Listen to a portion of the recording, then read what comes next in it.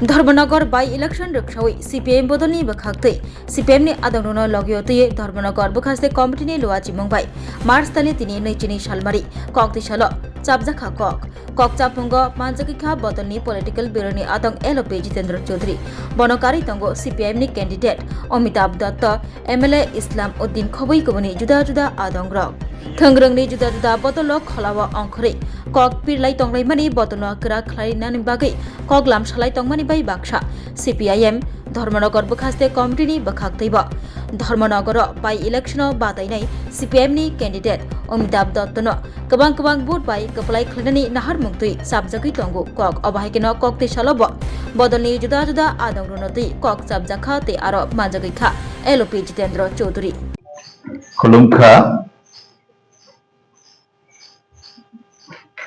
ভারতের communist party মার্ক্সবাদীর তরফ থেকে এবং এই উপনির্বাচনে আমাদের বামফ্রন্টের প্রার্থী আমাদের আপনাদের সকলের পরিচিত অমিতাভ দত্তের তরফ থেকেও আপনাদের সকলকে শুভেচ্ছা জানাচ্ছি। তো এই যে নির্বাচন সামনে আগামী 9 তারিখে এপ্রিলে হতে যাচ্ছে, যদিও এটা মাত্র একটা কেন্দ্রের উপনির্বাচন, এই নির্বাচনের ফলাফলে আমাদের বর্তমান ত্রিপুরাজ্যের সরকারের তার অস্তিত্বের কোন ধরনের অর্থাৎ সংখ্যাতত্ত্বের ভিত্তিতে কোনো প্রভাব ফেলবে না। কিন্তু তারপরও আমাদের পার্টি আমরা মনে করছি যে এই নির্বাচনের ফলাফলে ত্রিপুরাজ্যের রাজনৈতিক, অর্থনৈতিক বা সামাজিক যে পরিস্থিতি তৈরি হয়েছে, এক্ষেত্রে আগামী দিনের জন্য একটা সুদূর প্রসারী একটা দিক নির্দেশ দেবে, তার প্রভাব বিস্তার হবে।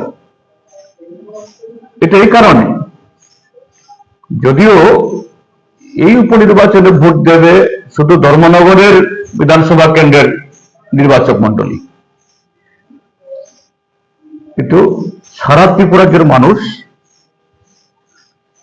গত 8 বছরে যে একটা অস্বস্তিকর পরিবেশের মধ্য দিয়ে আছে,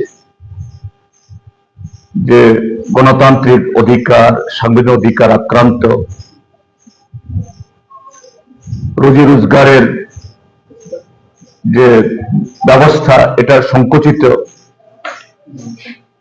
সমাজ জীবনের সর্বস্তরে বিশৃঙ্খলা, তা থেকে এই ধর্মনগর মহকুমা, ধর্মনগর শহর ত্রিপুরাজ্যের দ্বিতীয় বৃহত্তম শহর এবং বাণিজ্যিক দিক থেকে খুবই গুরুত্বপূর্ণ আমাদের প্রবেশদ্বার, গত 8টা বছর এটা যেন একটা আতঙ্ক নগরীতে পরিণত হয়েছিল। এই নির্বাচক মন্ডলী তারা এই উপনির্বাচনে এই বিগত কদিন, আজকে আমি আমাদের কর্মী মিটিং করেছি, সেখানে আমাদের প্রার্থীর অভিজ্ঞতা, বিগত কদিন তিনি ঘরে ঘরে গেছেন, কর্মীদের অভিজ্ঞতা মানুষের সাথে সংযোগ স্থাপন করেছেন। সেখানে যে সমস্ত যে ভোটাররা বা বিভিন্ন পাড়া যেখানে বিগত 8 বছরে নানা কারণে ওইসব জায়গাতে আমাদের যাওয়ার যে সুযোগ বা সেই পরিবেশ, এই না যে সেখানকার মানুষ আমাদেরকে এই যেতে দেননি, কিন্তু পরিবেশ এমন তৈরি হয়েছিল। তারপর কিছু মানুষ যারা এই বর্তমান শাসক দল বা শাসক জোট তাদের এই নানা অপপ্রচারে প্রলোভনের ফাঁদে পা দিয়ে মোহ তৈরি হয়েছিল তাদের কিছু হবে, তারা এটা যেরকম ভাবে ব্যক্ত করেছেন, তো আমরা মনে করি এটা শুধু ধর্মনগর কেন্দ্রিক বা ধর্মনগরের মধ্যে তার এই সীমাবদ্ধ না, এটা সারা ত্রিপুরাজ্যের মানুষের তাদের যে অন্তরের কথা, তাদের জ্বালা যন্ত্রণার কথা এবং এ থেকে মুক্তি লাভের যে একটা অভিব্যক্তি, এটা প্রকাশিত হয়েছে এবং আগামী 9 এপ্রিল তারিখে এই ইভিএম এ তারই প্রতিফলন সেটা ঘটবে। কথা বলছি আমি। এখন রাজনৈতিক দিক থেকে আমি মনে করি এই যে পরিবেশ, এটাকে আবার অন্যদিকে ধাবিত করার জন্য শাসক জোট তারা চেষ্টা করবে যেন তেন প্রকারেণ আবার মিথ্যার ফুলচুরি, চোখ রাঙ্গানি, প্রলোভন যা করে আসছে তারা করার চেষ্টা করবে, তাদের তরফ থেকে থাকবে। সেই জায়গাতে ধর্মনগরবাসীর কাছে আমাদের কি আবেদন আমরা নিয়ে যাব, শাসক জোটের তৈরি করা এই সমস্ত প্রতিবন্ধকতা এটাকে ভেদ করে প্রতিরোধ করে তাদের গণতান্ত্রিক যে অভিব্যক্তি বা চেতনা, এটা যাতে প্রতিফলিত করার এই উদ্যোগ তারা নেন। এটা কেন দরকার আপনারা লক্ষ্য করছেন, আমি একটু সংক্ষেপে বলছি, লম্বা কথা বলার সুযোগ তো নেই। গত 13 তারিখ থেকে আমাদের রাজ্যে বাজেট অধিবেশন চলছে। আপনারা সাংবাদিকরা এগুলি খোঁজ খবর নিশ্চয় রাখেন, আপনাদের পত্রপত্রিকা মিডিয়াতে এগুলো উঠেছে। এই বাজেটে গত 8টা বছরের এই সরকার যে তাদের প্রতিশ্রুতির সাথে যে বাস্তব যে কত ভিন্ন, কত গুরুত্ব প্রতিটি ক্ষেত্রে, শিক্ষা, স্বাস্থ্য, পরিকাঠামো, আইন শৃঙ্খলা, কর্মসংস্থান, একেবারে নগ্নভাবে সেই চিত্রগুলো ফুটে উঠছে। অথচ বাইরে সমস্ত ভালো ভালো মিষ্টি কথা ফুলঝুরি, আর মানুষের মগজ ধোলাই করার জন্য জনগণের অর্থ খরচ করে লক্ষ লক্ষ টাকা বিজ্ঞাপন, ফ্ল্যাক্স পোস্টার, এবং এটা যখন আমরা তুলে ধরেছি তারা বলে আগামী দিন নাকি আরো করবে, এত উদ্যত্ত কথা। তো সেই জায়গায় এই নির্বাচনে শাসক জোটের প্রার্থীকে যদি এই রাজ্যের মানুষ, এই বিধানসভা কেন্দ্রের মানুষ যেভাবে তার এই ইচ্ছা ব্যক্ত করছে, এটা প্রতিফলিত করতে পারে, এই শাসক জোটের মধ্যে এই অহংকার, উদ্যত্তপনা এবং তারা যেভাবে ক্ষমতার দ্বন্দ্বে অন্ধ হয়ে আছে, এখান থেকে তাদেরকে সংযত করা, এদের একটু যে আত্মশিক্ষা দেওয়ার একটা সুযোগ তৈরি হবে। গণতান্ত্রিক যে আমাদের যে পদ্ধতি প্রক্রিয়া, এই ক্ষেত্রে এই কারণে নির্বাচন সেই ফলাফল কোন সরকারের অস্তিত্ব সেরকম কোন ধরনের প্রভাব ফেলতে না পারলেও এটা খুবই জরুরি। আমি এর সাথে যুক্ত করতে চাই যে এডিসি নির্বাচন, এখানে এই ধর্মনগরেও আমাদের এই এডিসির একটা ছোট্ট অংশ পড়েছে, আর সারা ত্রিপুরা যে রাজনীতি উত্তাপ এখনো পড়ে। শুধু ধর্মনগর শহরে কেন, যে এই বিজেপি, টিপরামথা এবং আইপিএফটি জোট কতটুকু যে জনবিচ্ছিন্ন,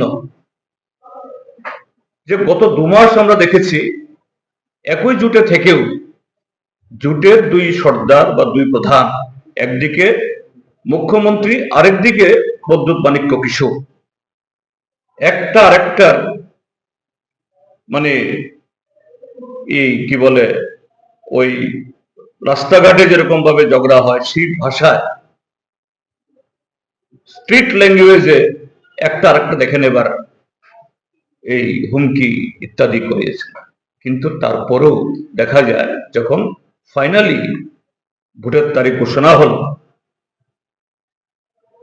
আর মাত্র কটা দিন আছে নমিনেশন জমা দেওয়ার, 25 তারিখ শেষ হবে, অর্থাৎ ওয়ার্কিং ডে হিসেবে আছে 23, 24, 25। আমরা প্রধান বিরোধী দল এত আক্রান্ত, এত রক্তাক্ত, তারপরও 28টা কেন্দ্রের মধ্যে 23টা কেন্দ্রের প্রার্থী পদ আমরা জমা দিয়ে দিয়েছি বিশাল বিশাল মিছিল দিয়ে। আগামীকাল আমাদের বাকি 5 জনও করবেন। তারা এখনো তাদের মানে কোন কৌশলে তারা প্রতিদ্বন্দ্বিতা করবেন এটাই তারা দিতে পারছেন না। এখন কংগ্রেস কেন বলে আমি জানি না, যাই হোক তাদের স্বাধীনতা আছে বলার, কিন্তু আমি বিজেপির কাছে না, তাদের কাছে তো আমাদের জবাবদিহি করার কোন প্রশ্নই ওঠে না। আমি ধর্মনগরের জনতার কাছে, যে নির্বাচক মন্ডলী, হ্যাঁ তারা বিগত নির্বাচনে বিজেপিকে ভোট দিয়েছেন, ঠিক আছে,